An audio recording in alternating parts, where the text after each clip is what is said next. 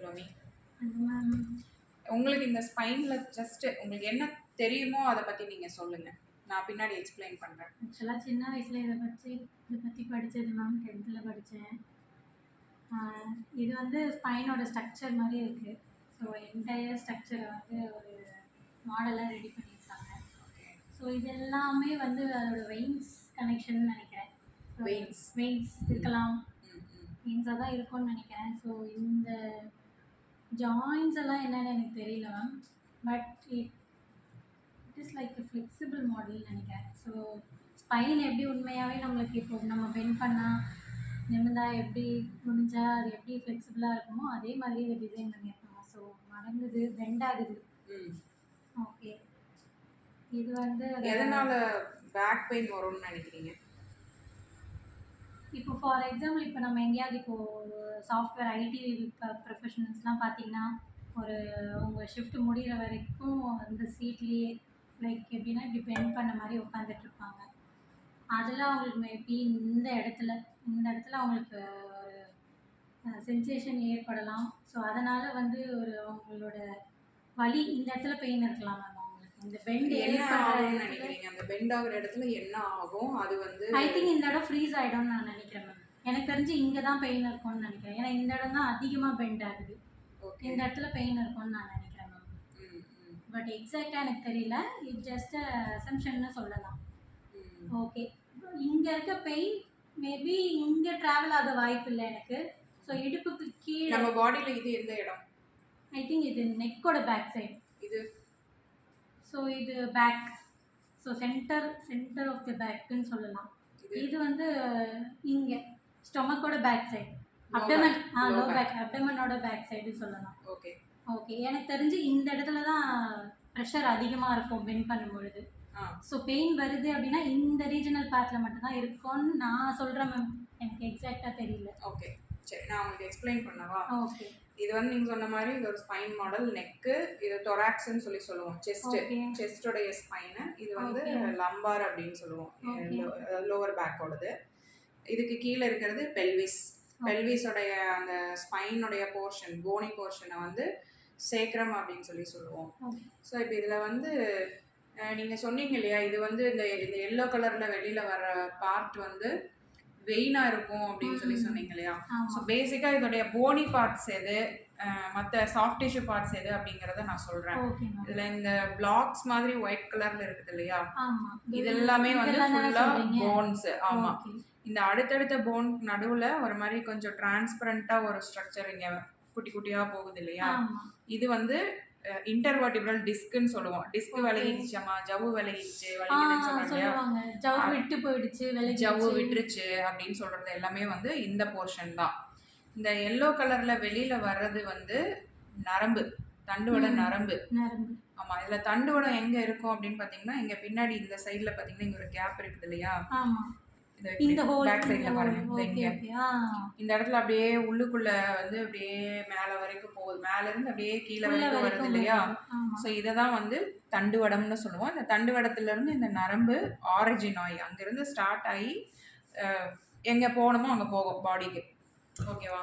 So இப்போ இதுல வந்து இங்க ரெட் கலரா இருக்குல்ல, இது வந்து என்னன்னா தண்டுவட எலும்புகளோட சைட்ல இருக்கிற ஒரு கேப் வழியா மேல மண்டை ஓட்டுக்குள்ள மூளைக்கு போற ரத்த குழாய். ஸோ இது வந்து ஸ்கல்போட அந்த லாஸ்ட் பேக் சைட் பார்ட். இது வந்து ஸ்கல்லோட பேஸ் ஆஃப் த ஸ்கல்லுன்னு சொல்லுவோம்.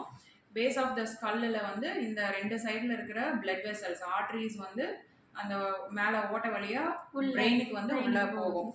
ஸோ இப்போ இதில் வந்து ஸோ இதோட எண்டு இதோட கம்ப்ளீட் இல்லை இது அதில் வந்து வேற ஆர்டரி வந்து அங்கே போயிட்டு ஸ்டார்ட் ஆகும். இது வந்து ஜஸ்ட் டைரக்டா இட் இஸ் கனெக்டட் டு பிரெயினுங்கிறதுனால இங்கிருந்து போட்டுருக்காங்க. ஸோ இப்போ இதில் நீங்கள் சொன்னது மாதிரி இது மொபைலாக தான் இருக்கும். இது பின்னாடி முன்னாடி எல்லாமே நம்மளோட பாடியில் இருக்கிற ரியல் ஸ்பைனுடைய ரெப்ளிகாவாக வந்து இதை கிரியேட் பண்ணியிருக்காங்க. இதில் இந்த டிஸ்க் அப்படிங்கிற ஒரு விஷயத்தில் என்ன நடக்குது அப்படின்னு சொல்லி பார்த்தோம். பெயின் அப்படிங்கிறது பெரும்பாலும் மசில்ஸில் தான் வந்து நமக்கு பெயின் ஃபீல் ஆகும். மசில்ஸ் வந்து டைட் ஆகும்போது, இப்போ நீங்கள் சொன்ன மாதிரி ப்ரொலாங்டு சிட்டிங் போஸ்டரில் உட்காந்துட்டு இருக்கிறாங்க, கூன் போட்டுட்டு இருக்கிறாங்க அப்படிங்கிறப்ப இது பின்னாடி வளைச்சிட்டு போயிடும். இடுப்பு பின்னாடி தள்ளி உட்காந்துட்டு இருக்கிறாங்க அப்படிங்கிறப்ப இந்த பக்கம் இது வளையும். கழுத்தை ரொம்ப முன்னாடி தள்ளி வச்சுட்டு இருக்கிறாங்க அப்படிங்கிறப்போ இது ரொம்ப இப்படி பின்னாடி போயிட்டு இது இப்படி முன்னாடி வரும்.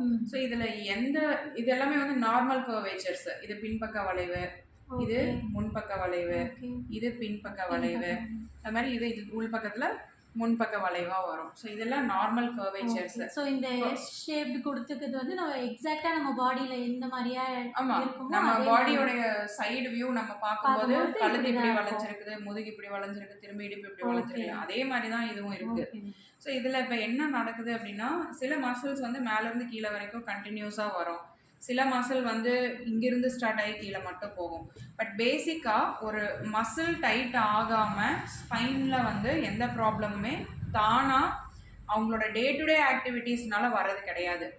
இப்போ இந்த மசில்ஸ் டைட் ஆகுது அப்படிங்கிறப்ப என்ன ஆகுனா, இப்போ இது எப்படி இருக்குது, ஒன்று மேலே ஒன்று அடுக்கி வச்ச மாதிரி தானே இருக்கு. இப்போ இங்கிருந்து இங்கே வரைக்கும் போகிற ஒரு மசில் டைட் ஆயிடுச்சு. இப்போ இந்த மசில் டைட் ஆயிடுச்சுன்னா இதுக்கு நடுவில் இருக்கிற ப்ரெஷர் ஜாஸ்தி ஆகும். அப்போ என்ன ஆகும், ப்ரெஷர் ஜாஸ்தி ஆகும்போது எங்கெல்லாம் அந்த நேச்சுரல் கர்வ்ஸ் இருக்கோ அதெல்லாம் கொஞ்சம் ஜாஸ்தி ஆகும். இப்போ சில பேர் பார்த்தீங்கன்னா ரொம்ப கூன் போட்டுட்டு இருப்பாங்க, சில பேர் இப்படி கோடு சின்னோட இருப்பாங்க, சில பேர்த்துக்கு இடுப்பு ரொம்ப வளைவாக இருக்கும். ஸோ நேச்சுரல் கர்வேச்சர்ஸ் வந்து அதிகமாகும். இப்போ ஒரு எக்ஸாம்பிளுக்கு நான் இடுப்புடைய வளைவை மட்டும் சொல்கிறேன். இடுப்பில் இப்போ பின்னாடி பக்கத்தில் இருக்கிற தசை வந்து ஒரு வேளை டைட் ஆயிடுச்சு, அதோட சேர்ந்து காலை மடக்கி வச்சு உட்காந்துட்டு ரொம்ப நேரம் வேலை செய்கிறாங்கன்னு வச்சுக்கோங்க. ஆல்ரெடி இந்த சைடில் டைட் ஆயிடுச்சு பேக் சைடில், அதோட சேர்ந்துட்டு இவங்க இப்படி மடக்கி வச்சு உட்காந்து வேலை செய்யும்போது பேக் சைடோடைய ஃபோர்ஸ் எப்படி இருக்கும், ரொம்ப ஜாஸ்தியாக இருக்குமா கம்மியாக இருக்குமா? ஜாஸ்தியாக தான் இருக்கும், ரொம்ப ஜாஸ்தியாக இருக்கும். அதில் நம்ம இன்னும் இந்த ஃப்ரண்ட் பக்கத்தையும் சேர்த்து அழுத்துறோம் அப்படிங்கிறப்போ இந்த டிஸ்க்கு வந்து எப்படி இருக்கும்னா, இது வெளிப்பக்கத்தில் இருக்கிறது வந்து ஒரு மாதிரி செமி ஃப்ளெக்சிபிளாக இருக்கும். ஒரு நைலான் மாதிரி வச்சுக்கோங்களேன், ஒரு ஸ்லைட் ஃப்ளெக்சிபிள் நைலான் ரோப் மாதிரி. உள்ளே வந்து செமி சாலிடாக இருக்கும், முட்டையோடைய மஞ்சக்கரு இருக்குல்ல அந்த மாதிரி இருக்கும். இந்த வெளியில் இருக்கிறத வந்து ஆனலஸ் ஃபைப்ரோசிஸ்ன்னு சொல்லுவாங்க. இப்போ முட்டையை வந்து உள்ளே உடச்சோம்னா உள்ளே தானே கொலகொலான்னு இருக்கு, அந்த மாதிரி இதுக்கு உள்ளே வந்து பார்த்தீங்கன்னா ஒரு லிக்விட் போர்ஷன் இருக்கும், அதை வந்து நியூக்ளியஸ் பல்போசஸ்ன்னு சொல்லுவாங்க. இப்போ வந்து இது வந்து எப்படின்னா ஒரு பலூன் எக்ஸாம்பிளுக்கு வச்சுக்கோங்களேன். பலூனுக்குள்ளே தண்ணியை ஊற்றி ஃபில் பண்ணி அந்த பலூனை வச்சு நம்ம அமுத்தினோம்னா பலூன் அந்த பக்கம் இந்த பக்கம் பல்ஜ் ஆகும், கரெக்டாக? அதே மாதிரி இந்த டிஸ்கோ பல்ஜ் ஆகும். இப்போ இந்த இடத்துல அவங்க வந்து ஒரு ரெட் கலர்ல ஒரு பல்ஜ் மாதிரி கொடுத்திருக்காங்க. சோ இது வழியா அந்த தசைகள் வந்து பல்ஜ் ஆகும். ஆமா, அந்த தசை வந்து அதாவது உள்ள இருக்கிற லிக்விட் வந்து வெளியில இருக்கிற அவுட்டர் ரிம்மை வெளிநோக்கி பிதுக்க பிதுக்கும். ஸோ அந்த மாதிரி அந்த பிதுக்கம் வருது அப்படிங்கிறப்போ இங்க வெளியில வருதுல்ல இந்த நரம்பு, இந்த நரம்பை வந்து இந்த டிஸ்க் ஒரு வேளை தொட்டுச்சு அப்படின்னா, இப்போ கண்ணு பக்கத்துல இமை இருந்துகிட்டே தான் இருக்கு, ஆனா கண்ணுல நம்ம விரல் வச்சா எப்படி இருக்கு, அந்த மாதிரி அழுந்தது இல்லையா? அதே மாதிரிதான் இங்க பக்கத்துல இருக்கிற ஸ்ட்ரக்சர்ஸ்ல கான்டாக்ட்ல இல்லாத ஸ்ட்ரக்சர் கான்டாக்டுக்கு வரும்போது அந்த நர்வ்னால அதை டாலரேட்டே பண்ணிக்க முடியாது. அது கண்ணுடைய விழியில நம்ம தொடும்போது எப்படி உறுத்துமோ அந்த மாதிரி நரம்புக்கு உறுத்தும்.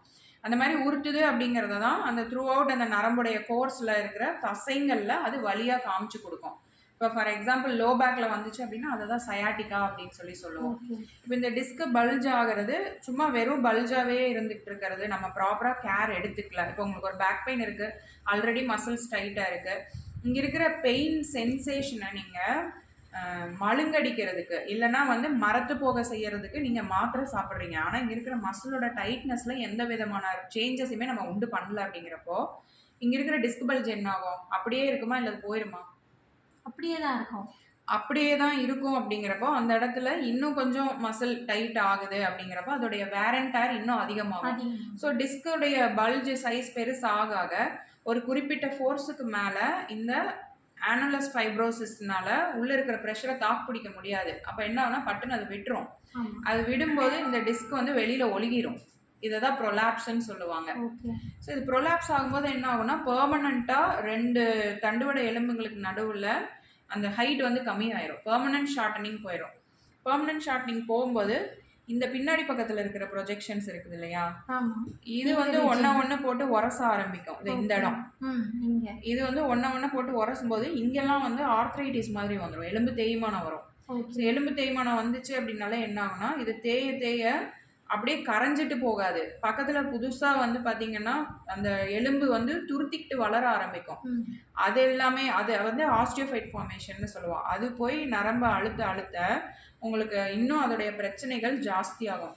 ஸோ ஸ்பைனல் கார்டு இல்லை தண்டுவட எலும்புகள், பேக் பெயின், நெக் பெயின் இது பொறுத்த வரைக்கும் ஏர்லி இன்டர்வென்ஷன் வந்து இந்த ப்ராப்ளம் மேற்கொண்டு அதிகமாயிட்டே போயிட்டு இர்ரிவர்சிபிள் ஸ்டேட்டுக்குள்ளே போகாமல், இப்போ சில பிரச்சனைகள் வந்து அது தானாக ரிவர்ஸ் ஆகும். பட் இந்த தசை ரீதியான பிரச்சனைகள் வந்து தானாக ரிவர்ஸ் ஆகணும் அப்படின்னா அதுக்குரிய தெரப்பி எடுத்துட்டு அதுக்குரிய எக்ஸசைசஸ். இப்போ இந்த தசை சுருங்கிடுச்சு, ஆல்ரெடி டைட் ஆகிடுச்சு, அப்போ இந்த தசையை இழக்கணும் இல்லையா? அது இழக்கிறதுக்குரிய தெரப்பி ப்ளஸ் அந்த தெரப்பியில் பெயின் கொஞ்சம் ரெடியூஸ் ஆனதுக்கப்புறம் அதை வந்து எக்ஸசைசஸில் அதை மெயின்டைன் பண்ணணும். டேப்லெட் இன்ஜெக்ஷன் அந்த மாதிரி எடுக்கிறதால எந்த டேப்லெட் இன்ஜெக்ஷன் எடுக்கும்போது அதோடைய ரோல் என்ன அப்படிங்கிறதையும் நான் சொல்கிறேன். இப்போ நீங்கள் ஒரு வலி மாத்திரை எடுக்கிறீங்க அப்படிங்கிறப்போ இங்கேருந்து அந்த நரம்பு அழுந்திக்கிட்டு இருக்கிற அந்த வலியை கீழ் நோக்கி எடுத்துகிட்டு போகுது இல்லையா? ஸோ வலிக்குது அப்படிங்கிறத வந்து உணர வைக்கிறதோடைய சென்ட்ரல் போர்ஷன் வந்து பார்த்தீங்கன்னா பிரெயின் தான். இங்கே தான். ஆமாம். ஸோ இது இந்த ஓவரால் இந்த பாத்வேயில் வந்து வலி அப்படிங்கிற உணர்ச்சியை நீங்கள் ஃபீல் பண்ணுறீங்க இல்லையா? அந்த உணர்ச்சியை நீங்கள் ஃபீல் பண்ணுறது அது மழுங்கடிச்சிடும். ஓகே, வலியுடைய டைரக்டாக அங்கே போயிட்டு அதை ஒன்றும் செய்யாது. நீங்கள் அந்த வலியை எப்படி உணர்றீங்களோ அதை வந்து கொஞ்சம் மறத்து போக வைக்கும், அவ்வளோதான். அப்போ என்ன ஆகுனா அந்த வலி அந்த இடத்துல பயங்கரமான ஒரு வலி இருக்குதுங்கிறது வந்து it is a protective pain. அதாவது அது வந்து இட் இஸ் அ ப்ராடக்டிவ் பெயின்னே சொல்லலாம். இந்த இடத்துல ஒரு பிரச்சனை இருக்குது, இந்த பிரச்சனையை நீங்கள் அடியோட சரி பண்ணுங்கிறப்போ அந்த அது வந்து ஒரு அக்யூட் பெயினை கொடுக்கும்.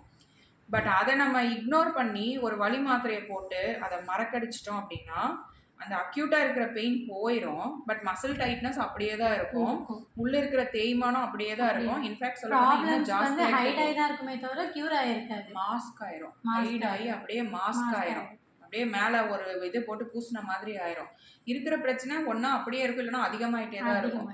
ஸோ எந்த ஒரு இந்த மாதிரி மஸ்குலோஸ்கெலிட்டல் ப்ராப்ளம் அப்படின்னாலுமே நீங்கள் பெயினை மாஸ்க் பண்ணுறதை விட்டுட்டு டோட்டலாக அதை சரி பண்ணுறது தான் ப்ராப்ளம்க்குரிய பெர்மனன்ட் ரெமெடி. இப்போ உங்களுக்கு இந்த ஸ்பைன் இதோடைய ஸ்ட்ரக்சர்ஸ் இதில் எங்கே பிரச்சனை வருதுங்கிறத பற்றி ஓரளவு புரிஞ்சுட்டீங்களா? புரியுது.